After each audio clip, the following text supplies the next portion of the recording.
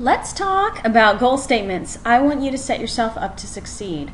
Research shows that people who write down their goals succeed more. Now, even if they don't fulfill those actual goals, the process of creating a target and thinking through what you need to do to get to where you want to go makes those people achieve more. They make more money, they tend to progress in their organizations, they think more strategically. So, let's start as far as talking about your goals and your goal statements. And you can see my cute little annoying Muppet-like stick figure here. Write about yourself first. Think about your personality type, where you get your energy from. Do you recharge by going out and seeing a movie, hanging out with friends, going dancing, talking? Do you read a book? Do you relax and play computer games? Do you need time off? So how do you get your energy? Where do you get it from? Your strengths, your weaknesses, the people that you know in your field. So, are you in the field that you want to be a success in, or is this something that you need to move into, that you need to really think about the stages of becoming better known in this field? What's your preferred lifestyle? Do you work best from home? Do you want to live in the country? Do you want to move overseas? Do you like to travel?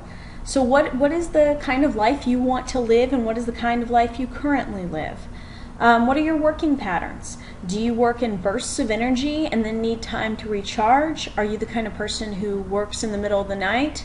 Are you the person who likes a regular day job and wants to put it all away and go home for the weekend and be on your own? What is it that you want? Now, I've drawn some Venn diagrams here, and each of the little black boxes is supposed to represent a job. Go and look at job ads. So if each of these black boxes is a job ad, look at those job ads in your field and look at internships, look 5 years out, look 10 years out, look 20 and 30 years out. What kind of jobs will be available? Now, jobs will change, and so not everything will stay constant, but what are these people looking for? And then look at where, as far as these Venn diagrams, where do responsibilities cross? So where are areas where you could have a lot of opportunities, and where are areas kind of like the Venn diagram way over here to the right, where you might be isolated from opportunities? It's a great field, it's a great area, but if you go in that direction, you really need to make sure you're committed. Now envision yourself in 5 years. My little stick figure here is thinking love or money, love or money. Well, sometimes it is a decision, and you need to decide what it is that you're going to focus on most. You can have both, obviously, but what do you want in 5 years? Do you want to be in love with your career? Do you, is this something that needs to be your passion? Do you want to make a certain amount of money? Are you going to have student debt that you need to pay off? What do you want? Do you need to buy a house? Do you want to buy a house? Do you want to get married? Are you going to have children? What kind of vehicle do you want to drive? So envision yourself in 5 years and think about the life and lifestyle that you want to live. When you wake up every morning, what do you want to do? Are you a troubleshooter? Are you somebody who wants every day to be a little new, exciting? You don't want to know what's going to happen? Do you need regularity? Or do you need to know kind of where you're going and what your responsibilities are going to be like? Then create SMART goals. SMART goals are specific, measurable, achievable, realistic, and time-bound. So what does that mean? That means that rather than say, I'm going to listen to music in Spanish, which is at least specific, it doesn't say in another language, but that doesn't give you a time, that doesn't give you an amount, it's not really measurable. If you do, I guess if you turn on the radio once, you've listened to music in Spanish. Maybe you're a songwriter, and I've had a lot of students who've been in bands and released CDs and done some amazing things. Maybe you want to write a new song, so you want that to be a goal that it's going to happen in the next 5 years. Well, that's not specific enough.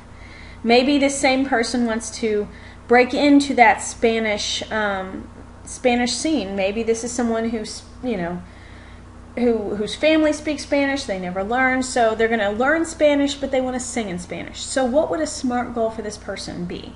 Well, make it specific. I'm going to write a new song in Spanish, and I'm going to sing that song in Spanish in a recording within the next 2 years. So this is a SMART goal.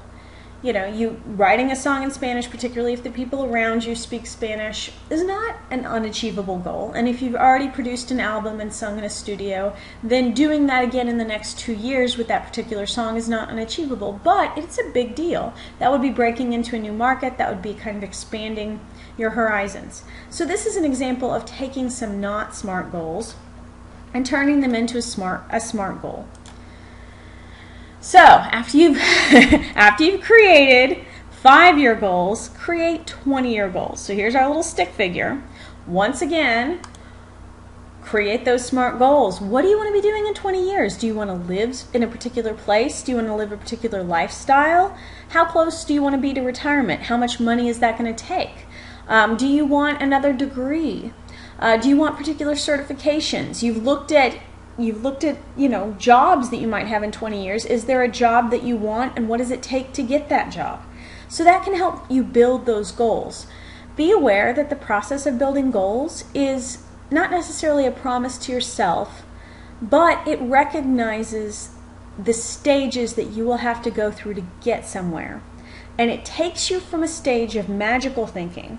And magical thinking is where you perceive that there is a place you want to go, but you just kind of hope that the road you're on will take you there. And it helps you move cognitively past that stage where you just hope that someone will wave a magic wand and one day you're in the CEO position. And it forces you to look at the steps along the way. And it is only by looking at the steps along the way and looking at how we can traverse those steps that we can really begin to make concrete plans to get where we want to go. Now, you don't have to take this road. I'm not going to show up on a beach next to you in Bora Bora, because that's probably, you know, you'll be on vacation having a good time. And I'll show up and say, hey, I noticed you didn't achieve all your goals. That's not going to happen. I won't harass you. We'll, you know, just hang out on the beach and chat. But I do want you to go through this process, because this is an experience and this is a stage, and this helps ready your mind to look at where you're going in a much more concrete way. I hope that this is a good experience for you. Take the time to kind of think about where you want to go and how you're going to get there. Bye.